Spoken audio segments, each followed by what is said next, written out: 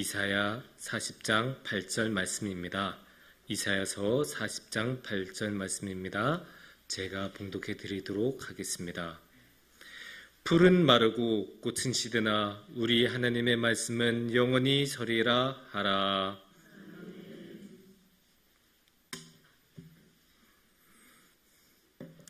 성도님들, 우리가 일생 살아갈 때 아무리 귀찮아도 반드시 해야 하는 게 있습니다. 냉장고 정리입니다. 아무리 귀찮고 힘들어도 냉장고 정리는 해야 합니다. 왜냐? 이유는 간단하죠. 물론 냉장고는 너무나 편리한 가전이고 우리 일상에서 없어서는 안 되는 물건이기는 하지만 그렇다고 해서 냉장고가 요술상자는 아니지 않습니까? 냉장고의 공간 안에는 한계가 있고 또 우리 성도님들은 모두 다 잘 아실 것 같지만 냉장고에 음식을 넣는다고 해서 영원히 괜찮은 게 아니죠. 음식을 두다 보면 언젠가는 계속 두고 특히나 우리가 기억의 저편으로 잊어버린 것들은 나중에 굉장한 모습으로 우리 앞으로 다시 돌아옵니다. 여러분, 버섯에서 버섯이 피어난 걸 보신 적이 있습니까? 어마어마합니다.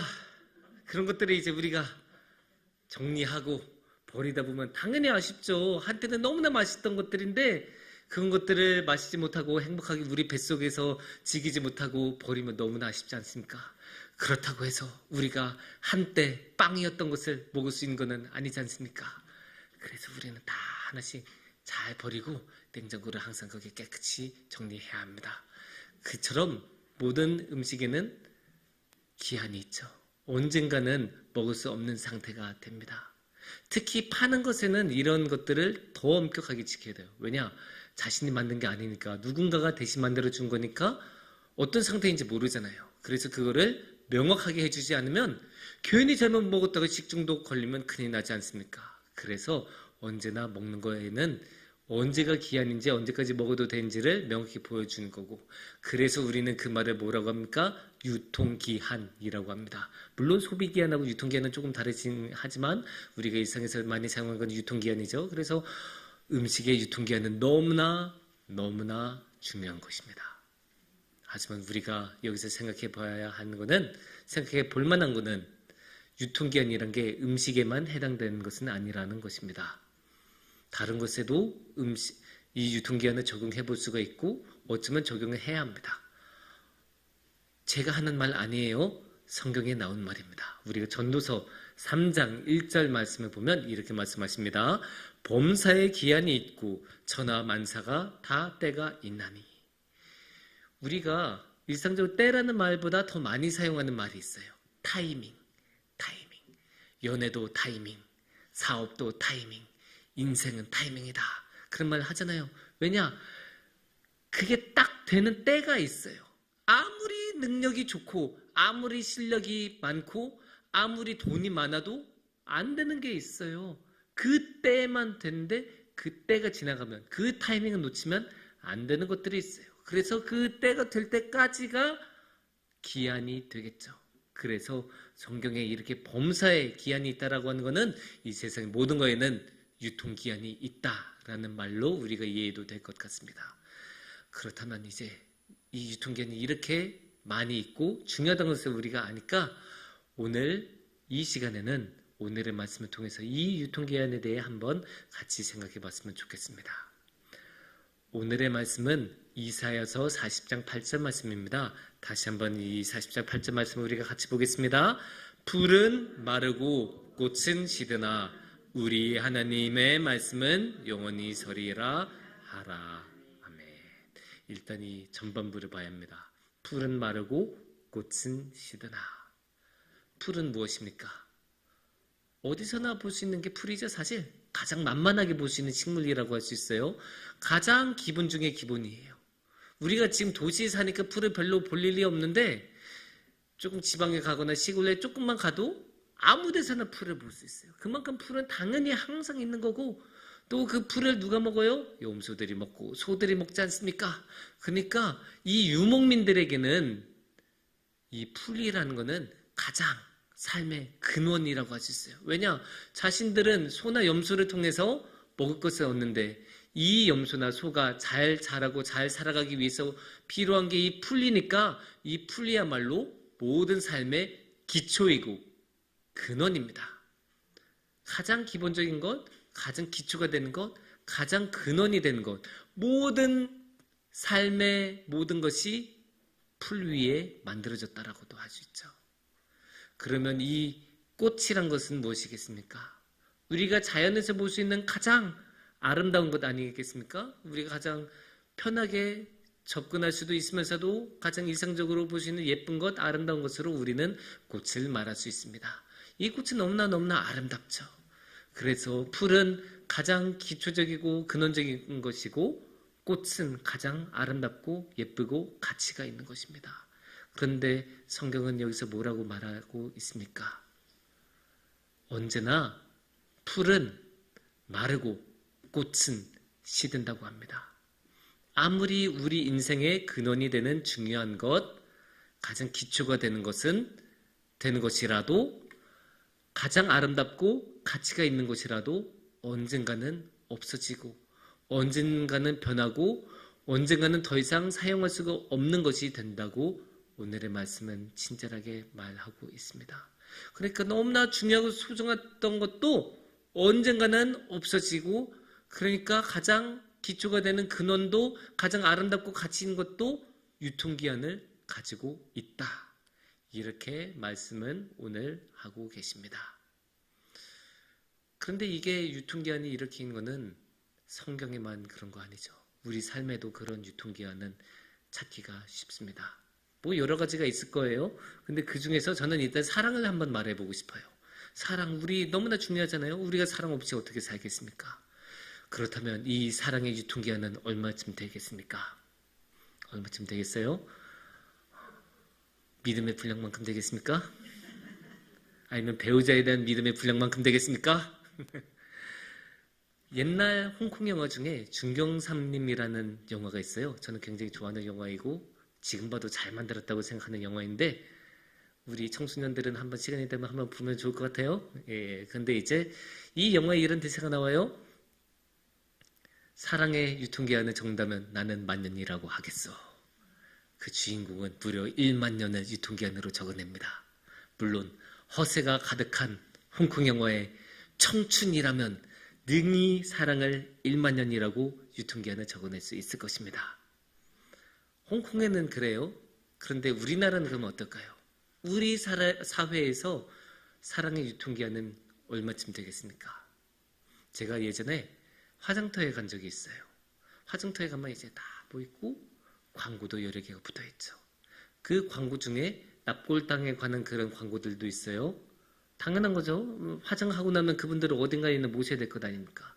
근데 거기에 이제 뭐 여러 가지 써져 있는 그 중에 제 눈을 사로잡은 한마디가 있습니다. 한 줄이 있어요.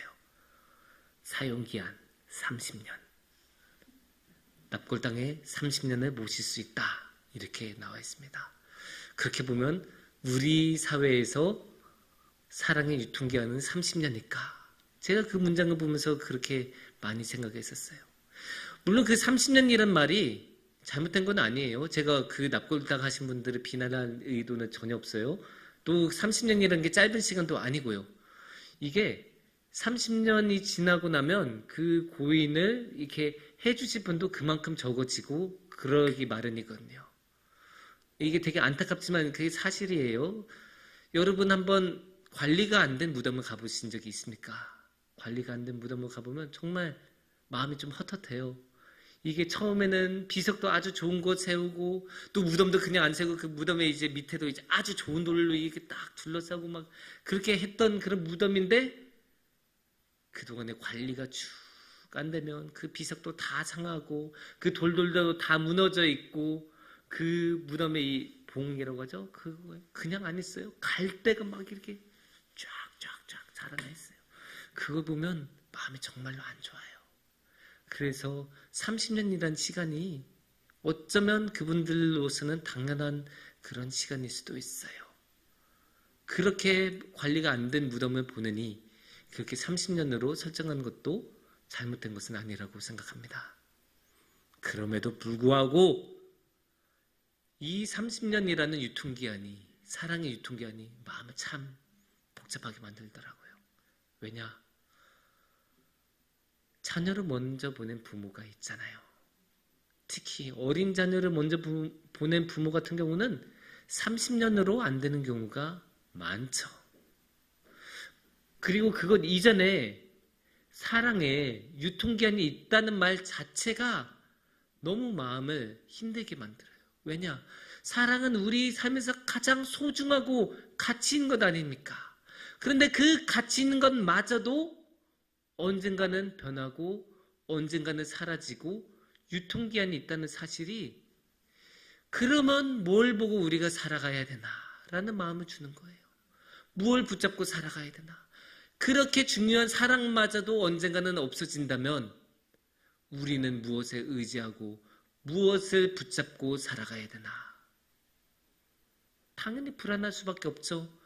이것만큼은 확실해라고 싶었던 그것마저도 흔들리는데, 그것마저도 안 되는데 당연히 마음이 힘들 수밖에 없습니다. 하지만 참으로 다행인 것은 하나님께서는 우리를 이렇게 불안한 상태로 내버려 두시지 않는다는 점입니다. 우리가 아까 뭐라고 했어요? 하나님께서는, 하나님의 말씀은 영원히 선다고 하셨습니다. 근데 우리가 여기서 하나님의 말씀을 영원히 선다고 할 때 이 말씀을 정확히 봐야 돼요. 그리고 우리가 주목해야 되는 단어가 있어요. 뭡니까? 우리 하나님이에요. 우리 하나님의 말씀은 영원히 서리라. 그러니까 하나님의 말씀 영원할 수 있잖아요. 근데 그 하나님이 우리하고 상관이 없는 분이라면 그 하나님의 말씀이 영원한 게 무슨 소용이 있겠습니까? 하나님의 말씀은 알아서 영원하고 그 영원함에 우리가 초대받지 않는다면 아무리 영원해봤자 그 말씀은 우리의 영원함이 아니겠죠. 하지만 오늘의 말씀에서는 분명히 말합니다. 우리 하나님의 말씀이 영원하대요. 그냥 저 하나님이 아니에요. 남들의 하나님 아니에요. 우리의 하나님이에요. 그러니까 우리가 그 하나님의 말씀을 의지할 수 있는 거예요. 왜냐? 우리의 하나님이니까. 그러니까 그 말씀이 영원해도 우리는 다른 것에 불안하지 않고 그 말씀에 의지할 수 있어요. 그 말씀은 우리 하나님의 말씀이고, 우리를 지켜주시는 하나님, 우리를 도와주시는 하나님, 우리를 신경 써주시는 하나님의 말씀이기 때문에 능히 그 말씀을 붙잡고 그 영원하심에 우리가 올라탈 수 있는 거예요. 물론 여기서 우리 목사님한테 질문할 수 있어요. 목사님, 근데 정말로 그게 우리 하나님이란 거 어떻게 압니까? 좋은 질문이에요. 할 수 있는 질문입니다. 그럴 때는 우리는 예수님을 봐야 합니다.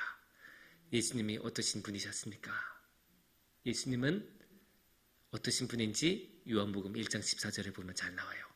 말씀이 육신이 되어 우리 가운데 거하심에, 이렇게 하잖아요.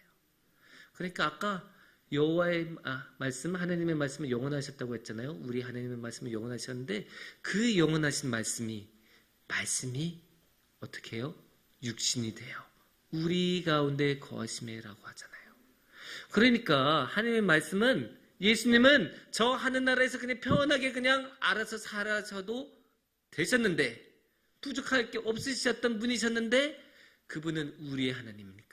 우리를 너무나 신경 쓰시고 우리를 너무나 사랑하셔서 우리 곁에 오신 분이에요. 인간이 되어서 우리 곁에 오신 분이에요. 그리고 인간이 되어서 어떻게 하셨어요? 우리에게 말씀을 전해주시고 우리에게 능력을 베풀어 주시고 우리 위해서 십자가마저 지셨던 분이에요. 이렇게 보면 예수님이 정말로 우리의 하나님이라는 게 느껴지지 않습니까? 이렇게 보면 하나님이 정말로 우리의 하나님이라는 걸 알 수밖에 없는 것 아니겠습니까?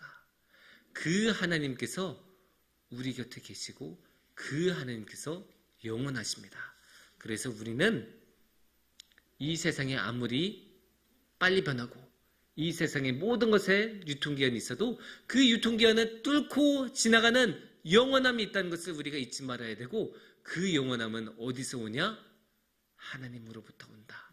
하나님 말씀의 영원함이다라는 것을 우리는 굳게 붙잡아야 합니다. 그리고 그 하나님의 말씀이야말로 우리의 하나님으로 우리 곁에 오신 예수님이란 것을 반드시 우리 마음속에 품고 살아야 합니다.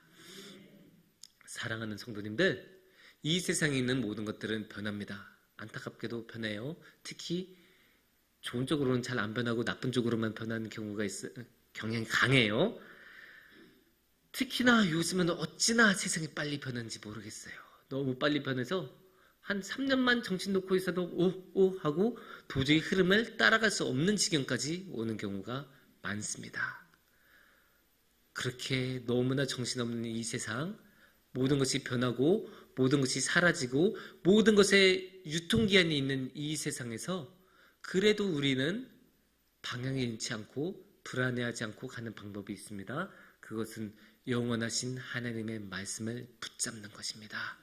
그래서 우리 모두 이 세상에 이 변하는 모든 것들에 현혹되지 말고 영원하신 주님을 바라보면서 우리의 하나님을 붙잡으면서 한 걸음 한 걸음 나아가며 주님과 함께 하시기를 축원합니다. 함께 기도하겠습니다.